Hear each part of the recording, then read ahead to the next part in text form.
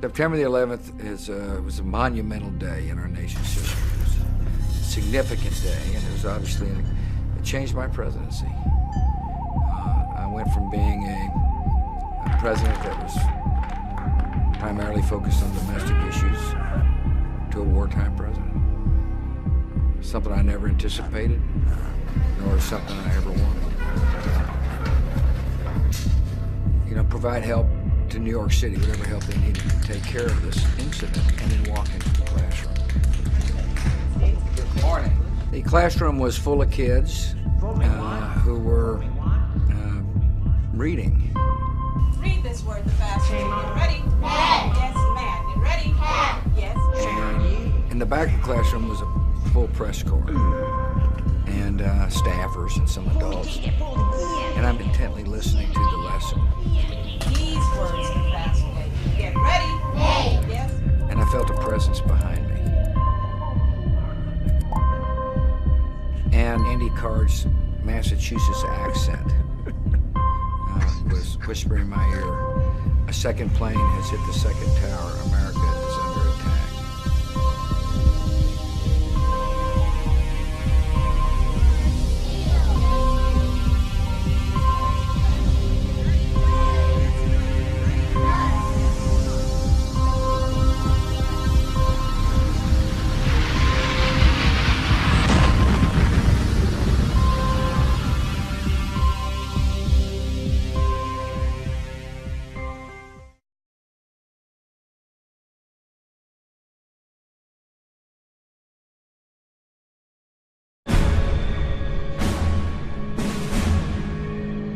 He is the most powerful person in the world.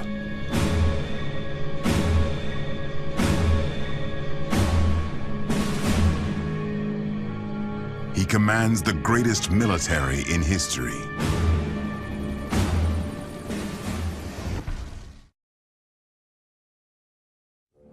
On the School Watch tonight, the story of a 7th grader from Salinas who claims to have made a major discovery about President Obama. She and her grandfather say that President Obama is related to all but one U.S. president. We get more tonight from Action News reporter Felix Cortez, who's live in our Salinas newsroom. Well, Dan, the youngster spent the summer, really all summer, tracing the family tree of our presidents.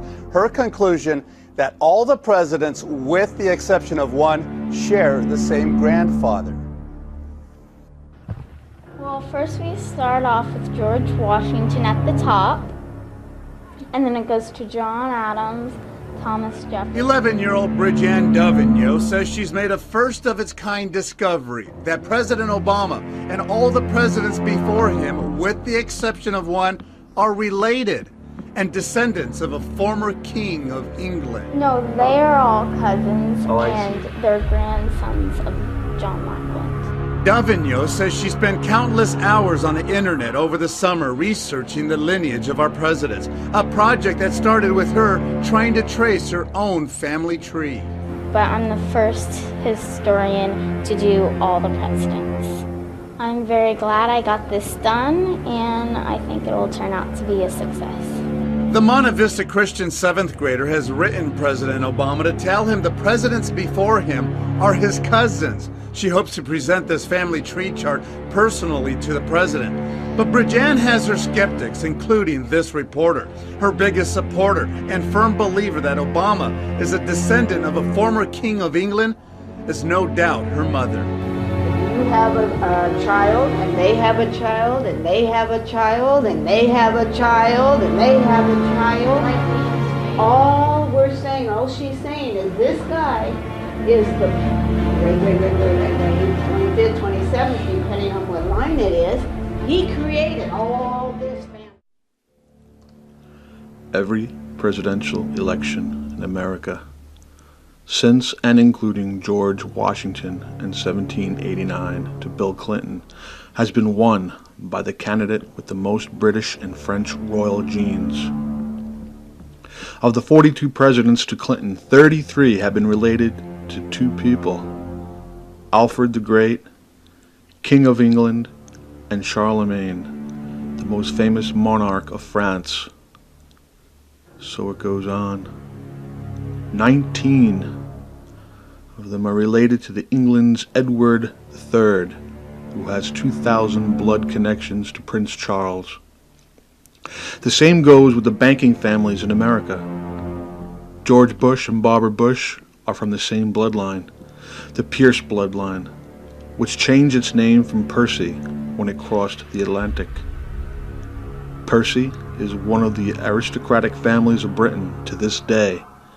They were involved in the gunpowder plot to blow up Parliament at the time of Guy Fawkes. If America declared its independence from the European monarchies in 1776, how is it possible that every single president has descended from European monarchs?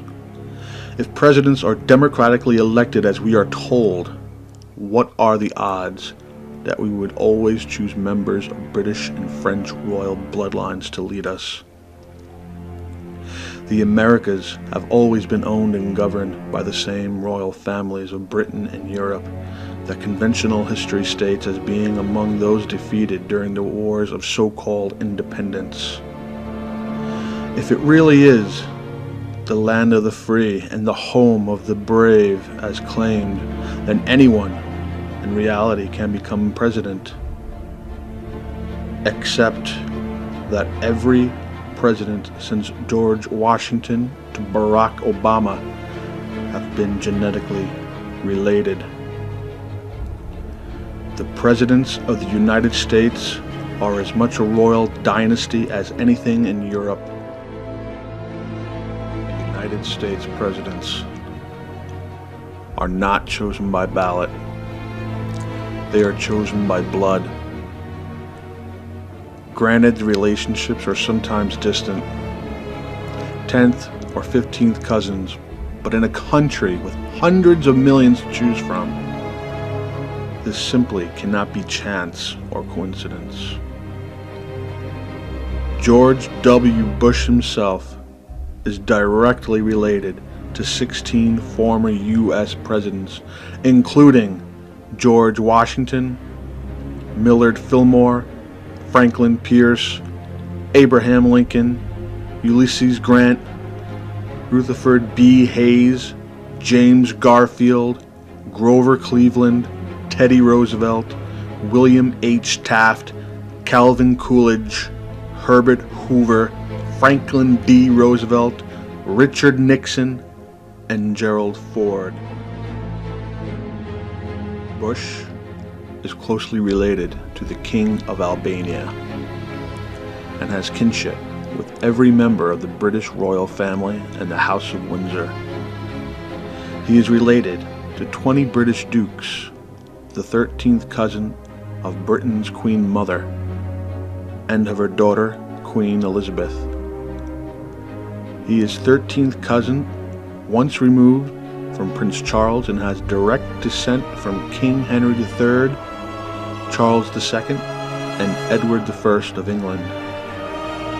Through the House of Windsor and King Henry III, the Bushes and Bill Clinton are genetically related as well. In 2004, George W. Bush ran as a Republican against Democrat John Forbes Kerry, his 16th cousin. These cousins, related to the same British and French monarchs, are also secret society brothers in the infamous Skull and Bones fraternity. John Kerry descends from King Henry II of England and Richard the Lionheart, leader of the Third Christian Crusade in 1189. He also has links to royalty in Albania, Sweden, Norway, Denmark, Russia, Persia, and France, but still not enough royal genes to top George Bush. Earlier in 2000, we see the same story. George W. Bush ran neck and neck with Al Gore, another supposed Democrat and cousin of the Bush family. Al Gore is a descendant of Edward I, Roman emperors Louis I, II, and Charles II, and is a direct descendant of Charlemagne, which makes him a distant cousin of Richard Nixon and George W. Bush.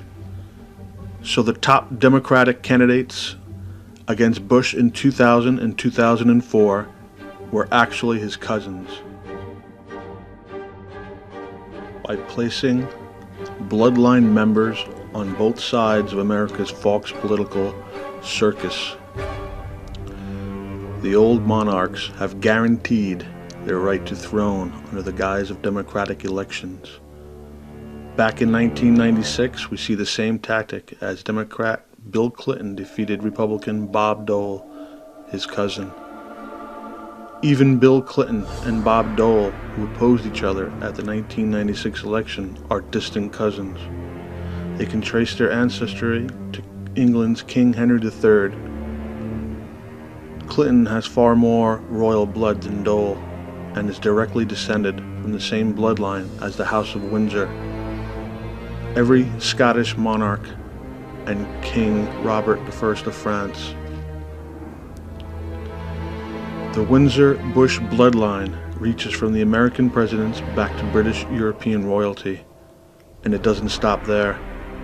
It continues back through the Roman emperors all the way to Babylonian kings and Egyptian pharaohs near the beginning of recorded history.